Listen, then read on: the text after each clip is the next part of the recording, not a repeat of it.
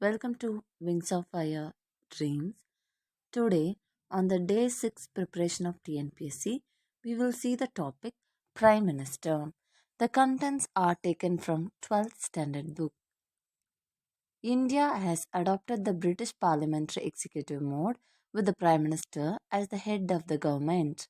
The post of Prime Minister of India has adopted the Westminster model of constitutional democracy. The Parliament of England is situated in Westminster, so it's called Westminster Parliament. Prime Minister is the most important political institution, but in the Council of Ministers, the Prime Minister is primus inter pares, that means first among equals. Appointment. The Constitution does not contain any specific procedure for the selection and appointment of the Prime Minister. There is no direct election to the post of the Prime Minister. Article 75 says that the Prime Minister shall be appointed by the President. Appointment is not by the choice of the President. The President appoints the leader of the majority party or the coalition of the parties that commands a majority in the Lok Sabha as the Prime Minister.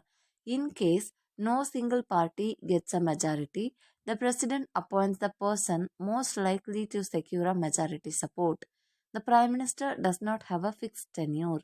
He or she continues in power so long as she remains the leader of the majority party or coalition. Functions and position. The first and foremost function of the Prime Minister is to prepare the list of his ministers. He meets the President with his list and then the Council of Ministers is formed. The President allocates portfolios among the ministers on the advice of the Prime Minister. The Prime Minister may keep any department or departments under control. He may also advise the President to reshuffle portfolios of his ministers from time to time. He may bifurcate or trifurcate a department or have different departments amalgamated into one department. The Prime Minister's preeminent position is evident from these points.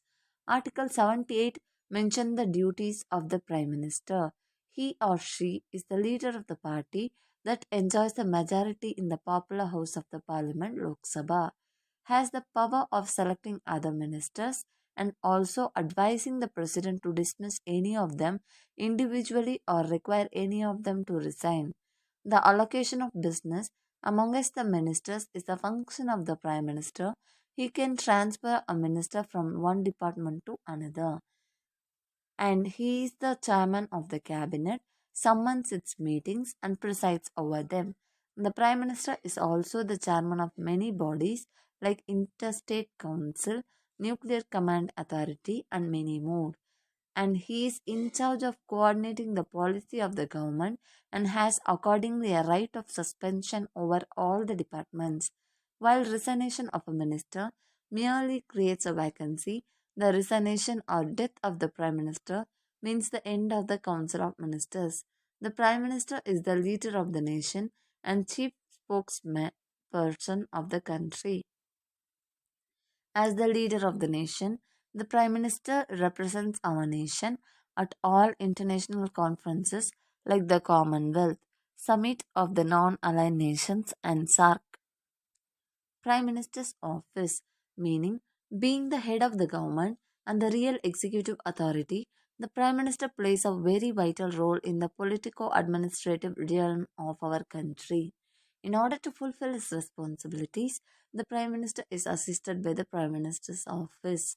The Prime Minister's office is an agency meant for providing secretarial assistance and advice to the Prime Minister. It is an extra constitutional body which offers important role in the top level decision making process of the government of India. The Prime Minister's office has the status of a department of the government of India.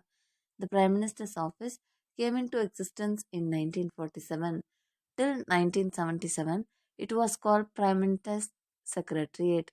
The Prime Minister's Secretariat is headed politically by the Prime Minister and administratively by the Principal Secretary.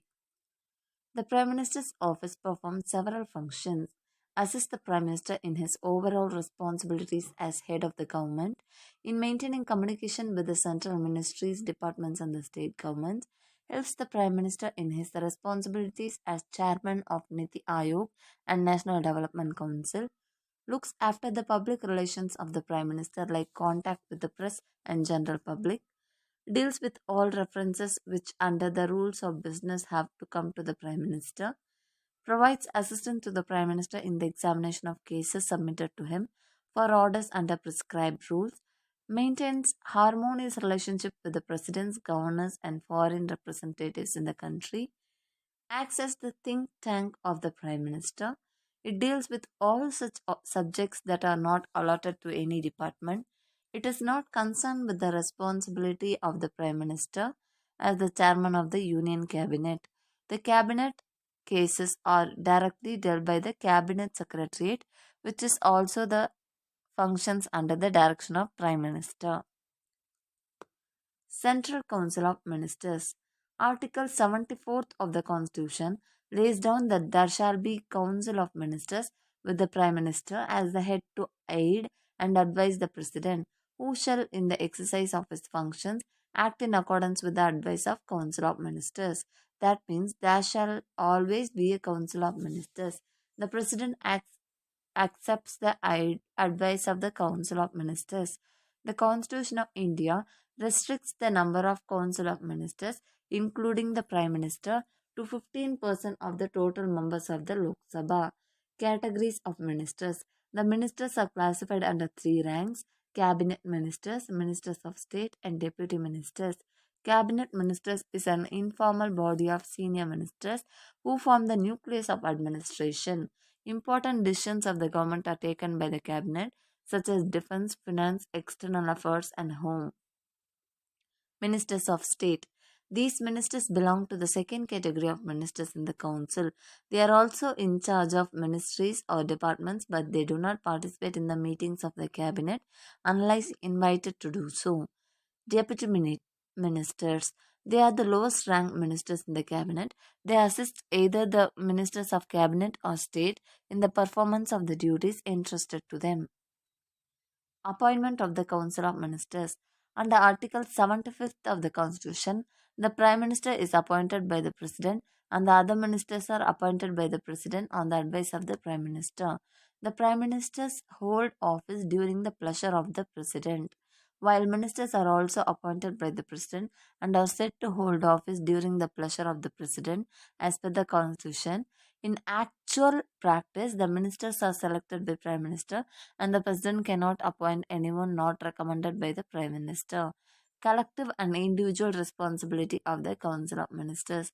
The Constitution of India provides that the ministers are collectively and individually responsible to the Lok Sabha. The collective responsibility of the Council of Ministers means that the entire Council of Ministers is jointly responsible to the Lok Sabha for all the acts of the government. It also means that the ministers must not speak in public in different voices. All the ministers of the government are expected to be unanimous in support of policies on all public occasions and issues. The Cabinet. A cabinet is a council consisting of ministers of cabinet rank. It is the inner body within the Council of Ministers. It is an extra constitutional authority created out of the Council of Ministers. The whole Council of Ministers does not meet to discuss business. It is the cabinet which takes policy decisions and advises the president. The cabinet is the highest decision making executive body which looks after the administrative affairs of the government of India. It is the nucleus of Council of Ministers. Role and functions of the cabinet. The cabinet is the highest decision making and policy formulating authority in our சொல்லுப்பா. Roles and functions of the cabinet. The cabinet is the highest decision making and policy formulating authority in our politico administrative system. It deals with all major legislative, financial, and foreign policy matters. It exercises control over higher appointments like constitutional authorities and senior secretariat administrators. It recommends ordinances when the parliament is not in session and supervises the implementation of policies. It appoints inquiry commissions and resolves interdepartmental disputes. It is entitled to recommend to the President declaration of emergencies, dissolution of the Lok Sabha, proroguing and adjourning the parliament sessions. Cabinet Secretary. Every cabinet minister is assisted by a cabinet secretary. Among them, the cabinet, the chief secretary is given a top place among the civil servants in the official leader. He is the chairman of the senior selection board that selects officers for the post of joint secretary in the central secretariat. He presides over the conference of chief secretaries, which is held annually. He acts as the chief advisor to the prime minister on all aspects of administration and policies. He acts as the link between the Prime Minister's office and various administrative agencies